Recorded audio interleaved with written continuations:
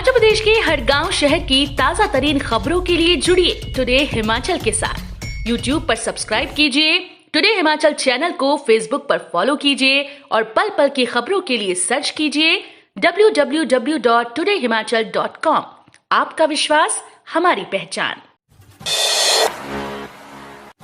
Monkeypox virus पर केंद्र ने हिमाचल प्रदेश को किया अलर्ट, ये निर्देश जारी किए।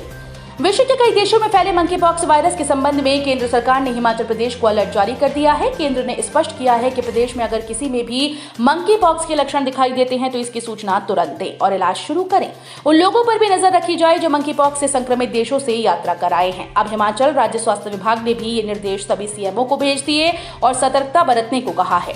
सभी जिला चिकित्सा अधिकारियों को कहा गया कि किसी भी व्यक्ति में इसके लक्षण पाए जाते हैं तो तुरंत इसकी सूचना सरकार को दें। स्कूल के 9,500 और कॉलेज के 500 मेधावियों को दिए जाएंगे स्मार्टफोन। शैक्षणिक सत्र 2018-19 व 2019-20 के मेधावियों को लैपटॉप देने के बाद शिक्षा विभाग वर्ष 2020-21 के मेधावियों को स्मार्टफोन देने जा रहा है। विभाग ने इन स्मार्टफोन की खरीद प्रक्रिया शुरू कर दी। स्कूल के 9,500 और कॉलेज के 500 मेधावियों को ये स्मार्टफोन दिए जाएंगे। बताया जा रहा है कि इन फोन में सिम कार्ड भी विभाग ही देगा। मनाली में लीजिए हवा में खाने का लुत्फ, 170 फीट की ऊंचाई से दिखेंगे ये नजारे। हिमाचल प्रदेश के मशहूर पर्यटन स्थल मनाली में आने वाले पर्यटकों के लिए खुशी की खबर है। पर्यटक अब फ्लाइंग डाइनिंग का लुत्फ ले सकेंगे। मनाली में पहला फ्लाइंग डाइनिंग रेस्टोरेंट बनाया गया है। शिक्षा मंत्री गोविंद ठाकुर ने इसका शुभारंभ किया। उन्होंने कहा कि मनाली में फ्लाइंग डाइनिंग रेस्टोरेंट बनना पर्यटन के क्षेत्र में मील का पत्थर साबित होगा। मंत्री ने ऊंचाई पर बने देश के पहले फ्लाई डाइनिंग का विधिवत शुभारंभ करने के बाद कहा कि आज हिमाचल प्रदेश के पर्यटन में एक नया अध्याय जुड़ गया है। मंत्री ने कहा कि इस 170 फीट ऊंचे फ्लाई डाइनिंग रेस्टोरेंट में बैठकर पर्यटक न केवल कुल्लू के स्वादिष्ट व्यंजनों का आनंद ले सकेंगे बल्कि रानीसुई, इंद्रकिला, हामचा व रोहतांग की पहाड़ियों को भी निहार सकेंगे। प्रतिपक्ष मुकेश ने एसआईटी की जांच पर उठाए सवाल, बोले मामला रफा दफा करने में लगी है सरकार। नेता प्रतिपक्ष मुकेश अग्निहोत्री ने हिमाचल प्रदेश में पुलिस कांस्टेबल भर्ती पेपर लीक मामले में एसआईटी की जांच पर सवाल उठाए। अग्निहोत्री ने आरोप लगाया कि पुलिस प्रिंटिंग प्रेस से पेपर लीक करने की बात कहकर मामले को रफा दफा करने में लगी है। मुख्यमंत्री जयराम ठाकुर ने पुलिस भर्ती पेपर लीक मामला सीबीआई को देने की बात कही थी, लेकिन अभी तक ये मामला सीबीआई को नहीं दिया गया। जल शक्ति विभाग के डिपो में भड़की आग, प्लास्टिक की पाइप्स जली, लाखों रुपए का नुकसान। हिमाचल प्रदेश के कांगड़ा जिले में जल शक्ति विभाग फतेहपुर के डिपो में गुरुवार को दोपहर बाद अचानक भयंकर आग लग गई। अग्निकांड में विभाग को लाखों रुपए का नुकसान हुआ, जिसका आकलन किया जा रहा है। आग की भेंट अधिकतर एचडीपी प्लास्टिक की पाइप चढ़ी। आग इतनी भयंकर थी कि दमकल विभाग को आग पर काबू पाने के लिए घंटों का समय लग गया। एक बार आग पर काबू पाने के बाद जैसे ही पानी खत्म हुआ कि कुछ ही देर में फिर से आग भड़क गई। हिमाचल के रोहडू में साथी की हत्या कर आरोपी फरार, तलाश में जुटी पुलिस। हिमाचल प्रदेश के कांगड़ा जिले के उपमंडल के मचौती में अपने ही साथी की हत्या कर आरोपी मौके से फरार हो गया। हत्या का मामला दर्ज कर पुलिस उसकी तलाश में जुटी है। घटनास्थल के निरीक्षण करने के बाद पुलिस ने शव पोस्टमार्टम के लिए भेज दिया। जानकारी के अनुसार रोहडू निवासी सुरेंद्र ठाकुर ने मचौती में अपने मकान का कमरा बिहार के पहाड़पुर निवासी गोविंद को किराए पर दिया है। हिमाचल में 6 जून तक मौसम साफ। ऊना में 42.2 डिग्री सेल्सियस पहुंचा पारा। हिमाचल प्रदेश में 4 दिनों तक मौसम साफ रहने का पूर्वानुमान है। मौसम विज्ञान केंद्र शिमला के अनुसार प्रदेश के सभी भागों में 3 से 6 जून तक मौसम साफ रहने की संभावना है।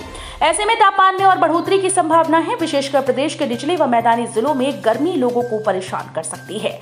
ऊना में अधिकतम तापमान 42.2 डिग्री सेल्सियस तक पहुंच गया। हिमाचल में जून के दूसरे सप्ताह के दौरान प्री मानसून की बौछारें शुरू होने की संभावना है। शादी के तुरंत बाद दूल्हा छोड़ नई नवेली दुल्हन फरार, मामला दर्ज, जानिए पूरा मामला।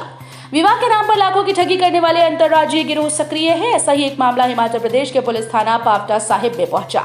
गिरोह ने हरियाणा के करनाल के एक परिवार को ठगी का शिकार बना लिया। नई नवेली दुल्हन शादी के तुरंत बाद पैसा ऐंठ कर फरार हो गई।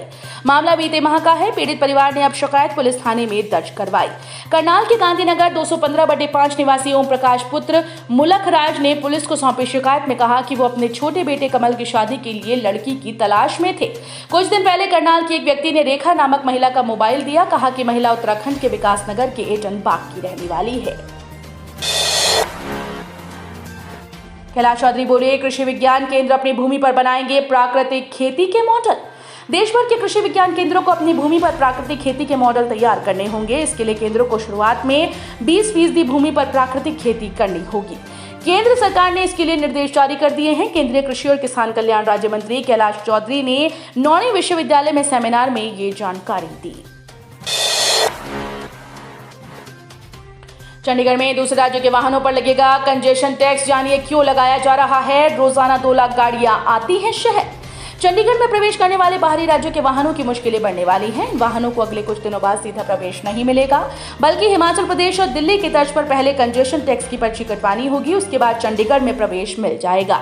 चंडीगढ़ में रोजाना 2 लाख से अधिक वाहन दूसरे राज्यों के प्रवेश करते हैं। ये सभी वो वाहन होते हैं जो चंडीगढ़ की बजाय दूसरे राज्यों में पंजीकृत होते हैं। सीएम जयराम बोले, सत्ता में आने का सपना छोड़े कांग्रेस, बारी बारी का रिवाज गया।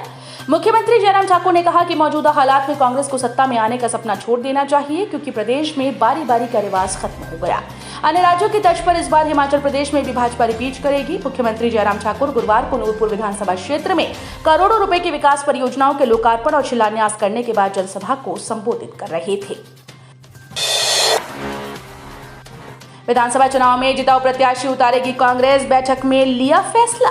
विधानसभा चुनाव में प्रदेश कांग्रेस जिताऊ उम्मीदवार मैदान में उतारेगी। पार्टी पुलिस कांस्टेबल भर्ती के पेपर लीक मामले, महंगाई, बेरोजगारी और भ्रष्टाचार जैसे मुद्दों को लेकर जनता के बीच जाएगी। प्रदेश कांग्रेस मुख्यालय राजीव भवन शिमला में पार्टी पदाधिकारियों की बैठक में यह निर्णय लिया गया।